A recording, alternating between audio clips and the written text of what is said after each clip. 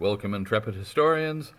Class started today with some short answer question practice. That assignment is in Google Classroom, so you can do that there.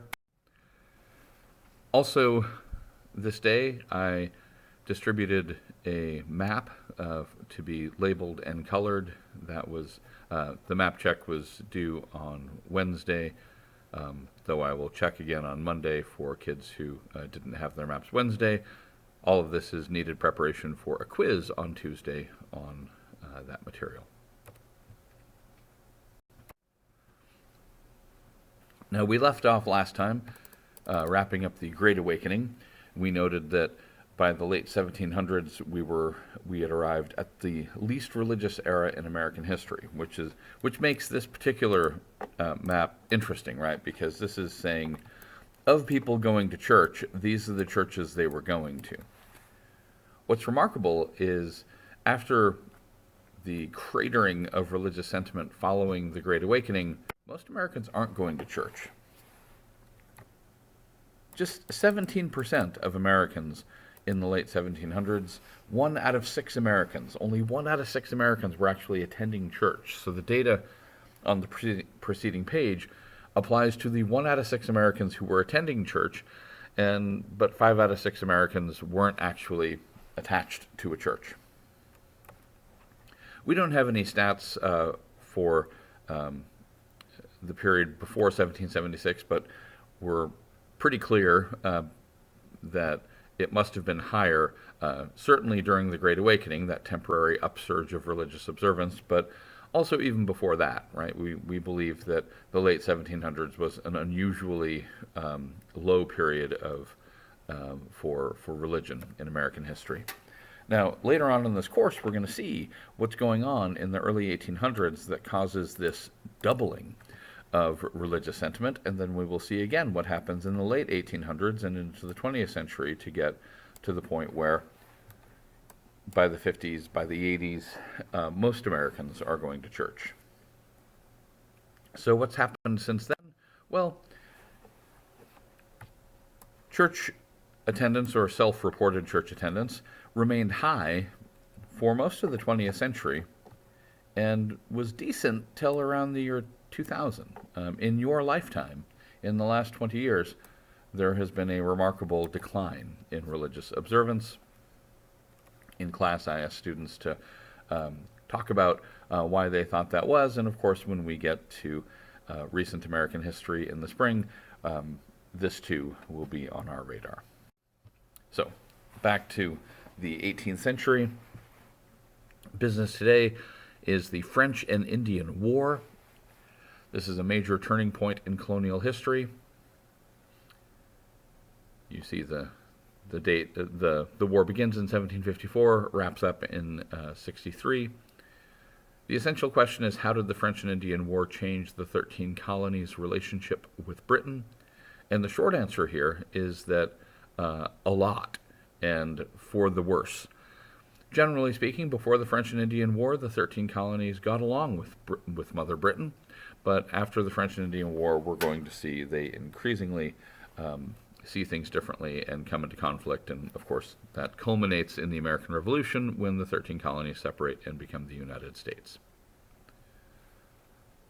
But let's talk about the French and Indian War itself. It's called the French and Indian War because Britain and the 13 colonies are fighting the French and the Indians, fighting most of the Indians.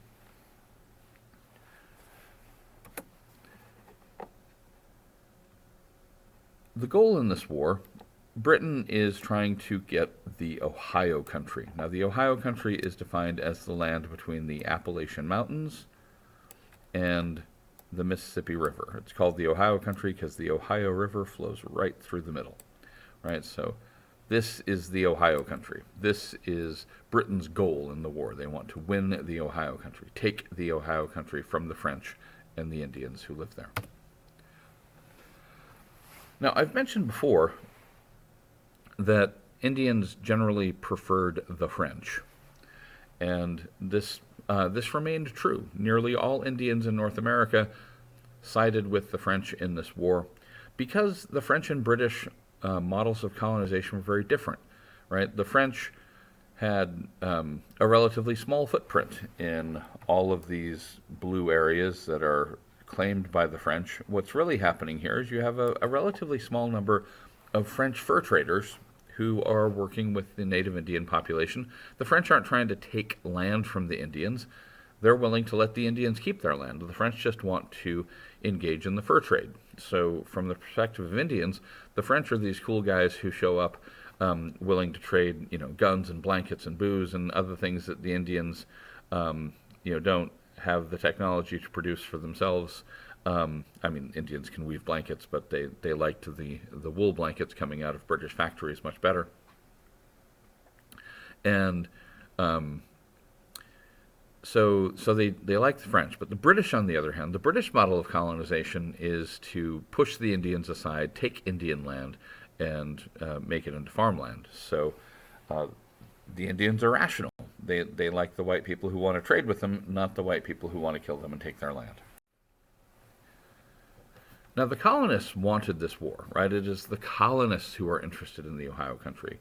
Colonists are champing at the bit, ready to cross the Appalachian Mountains and claim what they know is good farmland in the Ohio River Valley. This is our first introduction to George Washington. There's a young George Washington. Washington, at this point, was a lieutenant colonel in the Virginia militia. Remember, every colony had its own local army of part-time citizen soldiers. That's a militia. And the governor, the royal governor of Virginia, with backing from the House of Burgesses, Virginia's Colonial Assembly, have decided that Washington needs to lead a small militia force into the Ohio Valley to get the French out of there. They had been receiving reports of increased French activity in the Ohio country, including building new forts. The French liked to build forts as trading posts. The British realized that if the French are allowed to establish and maintain these forts, it's going to complicate, make it harder for the British to claim that land later on. So Washington's on this seek and destroy mission, get rid of the French in the Ohio country. Now, why is Virginia interested in doing this? Well, there is a patriotic motive, right? They're good subjects of the British Empire, and England has been locked in a great power struggle with France. This is the fourth and biggest war between Britain and France over territory in North America, waged over the preceding century. And, certainly they want Britain to win. Also, they have a selfish motive, right? These Washington and other guys in the Virginia militia are interested in land speculation. Now, speculation is a general economic term. It means to get something or buy something when it's cheap and hold on to it so you can sell it later for more money. Today, people speculate in all kinds of things, from baseball cards to non-fungible tokens. But a long-standing tradition in American history has been land speculation, right? If you can be the first person out on the frontier to claim a piece of land, you might be able to get that land for cheap or even for free, and then you hang on to it until the settlers actually get out there, and then you can make money selling it. That's land speculation. Now, Washington was deep in the business of land speculation. Remember, the militia are part-time citizen soldiers. Washington's day job, in addition to running his plantation, Washington is a land surveyor. Right, so he's getting out on the frontier and mapping the land available. And one of the perks of being a land surveyor is you got to claim some of the best land for yourself. And so, land surveying is hand in glove with the land speculation aspect of this jaunt. So, Washington going out in the Ohio country looking for French soldiers, and pretty soon he finds some, right? The illustration on the right illustrates Washington and his Indian allies encountering the French. Hey, wait a minute, I thought most of the Indians sided with the French. That's true. Most of the Indians do side with the French, but the British had some native allies as well. This is a native ally, friend of Washington, Washington's guide in this, right? So Washington at this point has about 40 militiamen and about a dozen Native Americans. This is a Seneca leader, known to history as the Half King. And so the Washington, his Virginia militia, and their Indian friends encounter a small group of Frenchmen in the woods there in the Ohio country. There is a brief skirmish. A skirmish is a little battle, and it's a smashing victory. Washington and his native allies overwhelm the French. The French surrender, and then something surprising happens, right? The French captives are minding their own business, being good captives, including the French officer. But the Half King, the reason he's working with the British is because he believes the French murdered and ate his dad. Now, we don't have historical evidence one way or the other of whether or not that actually happened. We take the cannibalism business with a grain of salt because cannibalism is rare in human history. But the important thing is the Half King believed the French did this. And so he goes up to the French commander and murders him and scalps him. And in fact, the Seneca kill most of the French captives. I think there was just one survivor. So this execution of the French captives, especially their leader, the high-ranking officer, is an issue. But there's not much Washington can do about it. He still needs the Half King's help.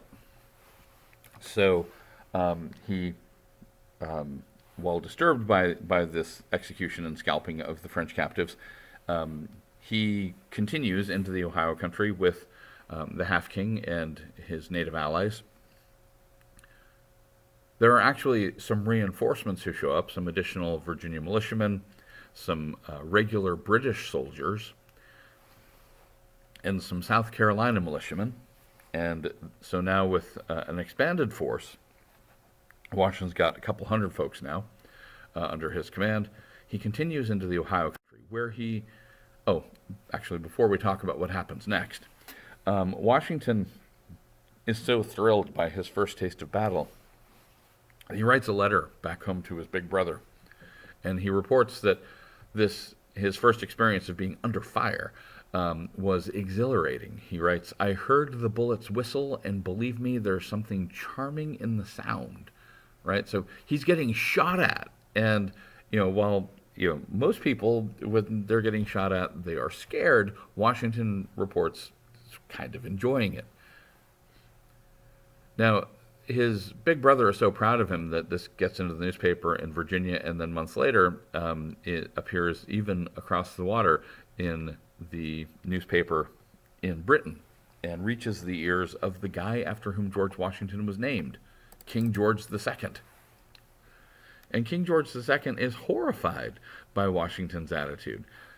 As both as a prince and now as a king, George II had led British forces into battle, and had seen how horrific warfare is.